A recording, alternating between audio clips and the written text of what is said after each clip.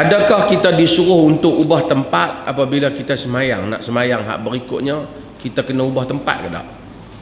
Kan orang bila semayang, habis semayang fardu, dia ubah pergi tempat hak satu lagi. Soalannya, dari segi hadis, tidak ada hadis yang sahih dalam masalah ni. Dari segi hadis, tapi ada hadis yang bukanlah terlalu dhaif, dia sikit dhaif, yang diriwayatkan oleh Abu Daud, di mana dikatakan bahwasanya Nabi SAW kata, la yusalli al-imam fi al-mawdi' alladhi shalla fihi hatta yatahawwal.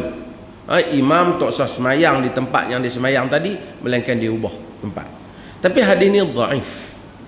Pun begitu, kita dapati sebahagian di kalangan salaf seperti Abdullah ibnu Umar, anak Sayyidina Umar, dia suka ubah tempat semayang ni. Dia lepas dia semayang tempat lain satu lagi, kerana mereka nak membanyakkan tempat yang menyaksikan mereka di akhirat, tempat mereka telah sujud kepada Allah Azza wa Jalla.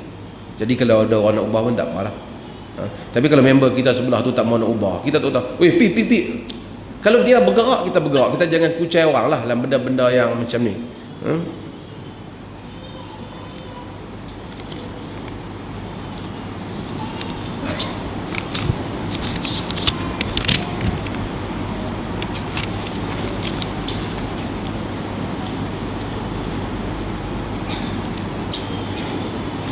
Minta pandangan sebahagian kelompok tertentu menafsirkan ihsan dalam hadis ni dengan makna tasawuf. Nanti kita hurai kemudian. Tak habis lagi syarah hadis ni. Berguru, siapa tanpa berguru maka dia berguru dengan syaitan. Mohon huraian. Hak ni bukan hadis. Man la syaikha lahu fa syaitanu syaikhuhu. Siapa yang tak ada syekh maka syaitan, bukan hadis. Tetapi maksudnya siapa yang reka-reka agama, syaitan lah. Tapi kalau kita baca buku, siapa guru kita? Penulis buku tu. Nabi tak pernah kata jangan baca buku tanpa guru. Nabi tak pernah kata. Dia lah guru kita. Cuma bila kita tak faham, kita jangan mereka lah. Kita perluas lagi, pergi baca buku lain lagi, ataupun kita pergi tanya orang lain. Cumanya baca saja ni boleh menyebabkan dry. Kita nakal perkataan. Sedangkan agama ni dia bukan saja perkataan, dia juga praktikal. So kita tak ada guru. Macam ramai orang yang bila dia kuat baca tapi dia tak pergi jumpa guru, tengok adab, kesantunan, kesopanan guru, maka kadang-kadang dia baca dia jadi ni keyboard Oreo dia sakan pada orang lain ni. Dia kira buah dia tak jaga kesantunan. Bila macam tadi Jibril, hadis Jibril, bila Jibril datang ada tanya kesantunan, duduk, boleh saja. Ni Syekh, ni jawab soalan saya. Saya baca satu buku, tak ada kesantunan. Maka ada adab. Bila masuk ke dalam majlis, duduk elok-elok. Walaupun mungkin kita tak setuju dengan guru tu, kita nak tanya dia, kita tanyalah satu-satu bagi jelas. Sebab maka kita nak kena bezakan. Sebab tu ada makna kepada ngaji, berguru. Di samping bila baca buku pun berguru. Bukan semua benda kita nak kena guru satu perkataan daripada mulut syekh. Kita berguru sebahagian, kita baca sebahagian. Semua ulama macam tu. Semua mereka baca sebahagian. Imam Syafi'i sebelum dia jumpa Imam Malik, dia baca dah hafal dah Muwatta' Malik. Dah hafal dah Muwatta' Malik. Okey, halas hadis tentang siapa dalam keadaan keheranan, mintalah pertolongan daripada ahli kubur. Ni macam-macam lah. Ada hadis palsu, dusta. Dia sebut idza tahayyartum fil umur fasta'inu bi ahli kubur. Apabila kamu keheranan dengan suatu perkara, minta tolong dengan ahli kubur. Ni jenis geng-geng hak duk pi kubur ni. Termasuk ni kita nak lepas ni, tapi nanti dulu. Hak duk mai sakan daripada tanah seberang, duk mai berzikir kat kita ni. Dia ni pun dalam video-video yang ditunjukkan, pi ke kubur dan minta daripada orang kubur. Dan mereka ni akan kata ini Ahlus Sunnah. Bagi tahu imam mana yang kata sampai macam ni. Habis tinggi mereka kata pergi berdoa. Habis tinggi mereka menyebut bacaan-bacaan di kubur tertentu. Mereka tak suruh kita pergi minta ke ahli kubur tu. Kalau tidak, apa makna syirik? Apa makna minta pada Allah?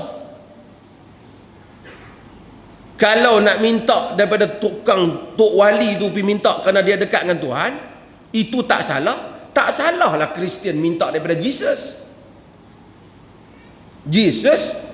Nabi Isa Nabi terus, bukan wali. Kalau kita justifikan ini, kita kena justifikan ini. Tapi dengan duk mai ni, macam-macam punya kepala tarikat ni, negara ni jadi kacau. Negara ni jadi kacau.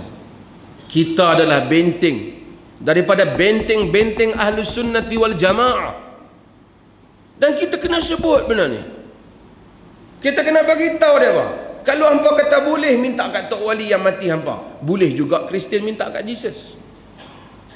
Berhebat Jesus lagi tok wali hampa beribu kali ganda. Dia Nabi, dia Rasul.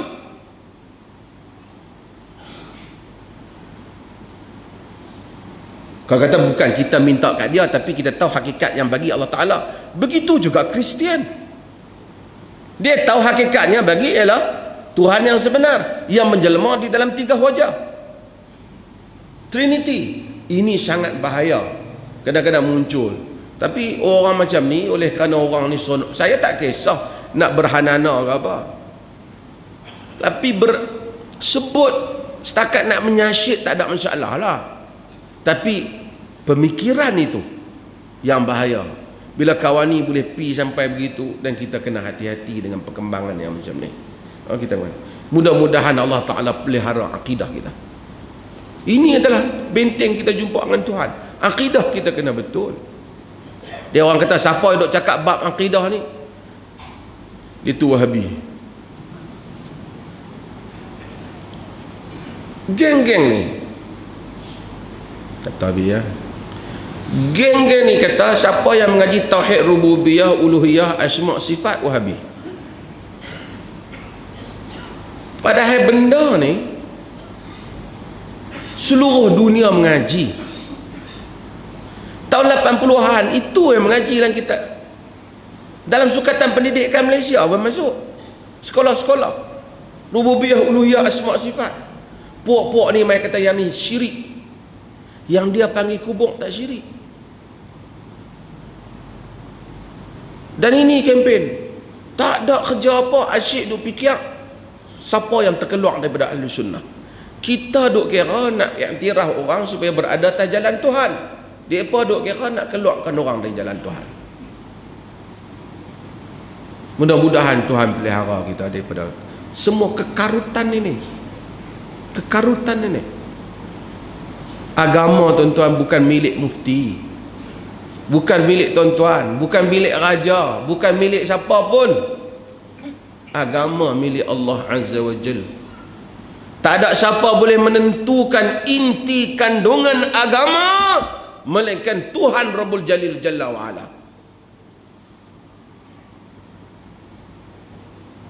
Al-ilm ma qala Allah wa ma qala Rasul. Ilmu agama itu apa yang Allah dan Rasulnya kata. Kalau Allah dan Rasulnya kata membujur lalu melentang patah, kita terima. Kalau mufti ke syekh ke serban besar PhD 30 pun, kalau tak sama dengan qala Allah dan qala Rasulullah, kita tak pakai dah. Ini agama. Kerana bukan milik saya atau milik siapa-siapa. Kalau satu orang badui padang pasir sekalipun bangun dan berhujah dengan kita dan menyebut dalil daripada kitab dan sunnah, kita terima dia. Dan tak boleh ada siapa kata, hang jangan duk petikai aku lama dah duk jadi penceramah.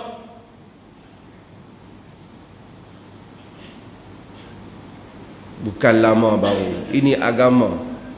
Agama Tuhan. Penceramah jadi penceramah ni pasal cakap pandai. Dah lah ilmu satu hal. Sebahagian orang pasal cakap pandai. Cakap pandai, buat lawak pandai. Dan orang sebahagian, orang Melayu, yang sebahagian yang baguslah pergi dengar ceramah tu kan. Tapi sometimes benda ni jadi new entertainment. Dia satu hiburan baru. Pasal apa Nabi? Wih, lawak dia kelas. Bukan salah melawak. Kadang-kadang ceramah orang bagi ada senda gurau sikit supaya menarik dalam, tak apalah. Tapi kalau lawak sepanjang ceramah tu, balik pun duk senak perut lagi gelak pasal lawak tu. Akhirnya agama apa? Boleh ya bergurau, bukan tak boleh. Sampai juga mau jumut tak boleh melawak. Nabi pun melawak. Tapi melawak daripada mula sampai habis. Dan kita kena tahu consequences daripada kenyataan-kenyataan berhubung dengan agama. Tak maulah, saya pun tak mau nak bangkit lah cerita roti jala ke apa, habis lah. Tapi dah mungkin saya nak sebut sikit. Agama ni ada kesan dia. Bila kita kata ni Nabi kata, bermaksud yang ni ini perintah Tuhan. Kalau kita Nabi kata, kita tak tengok Nabi kata, kita kena tanya, hang jumpa mana dengan Nabi? Satu hal. Kalau saya katalah Nabi makan roti canai, maksudnya makan roti canai itu sunnah. Tak, saya nak melawak saja. Dia bukan dia. Han nak melawak, pergi melawak dengan sinari orang. Tak, saya bukan cakap individu tu, cakap kita semua. Ni saya tak mau buat contoh, buat contoh lain.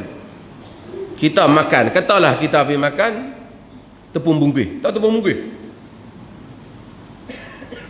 Kita kata ni Nabi duk makan tepung bungkuih. Maksudnya bila makan tepung bungkuih itu sunnah.